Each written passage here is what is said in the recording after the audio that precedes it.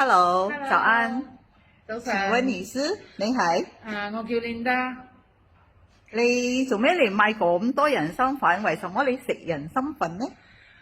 索丁係有一個朋友介紹嘅，嗰時我細佬哥，跟住佢就叫我嘗試啦呢個人參粉，咁我就食咗大概3個月，人參粉同埋信粒一齊食嘅，同我老公，咁樣就有 BB 啦。嗰時我其實你等開幾多年之後，你先5年5年都冇 BB。 5年都冇 BB。OK，所以你食咗3個月，咁樣你每日點樣食法呢？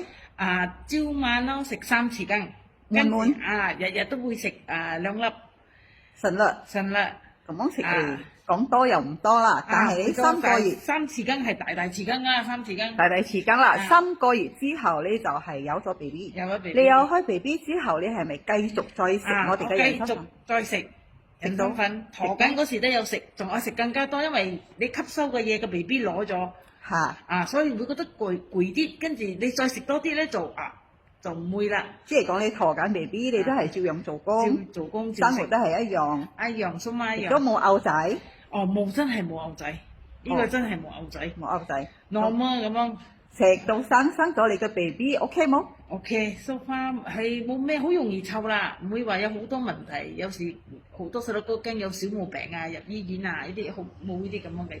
到而家我細佬哥出世咗6歲嗰陣開始咧，我就俾佢日日食1匙羹啦，瞓覺前。哇！食到依家幾多歲咗？而家8歲。而家8歲啦，好叻咯，讀書。讀書少少聰明啦，唔係話普通啊，最緊要健康啦，食咗。好。食咗咧就好少嗰啲傷風咳嗰啲，冇咁緊啦，少啲。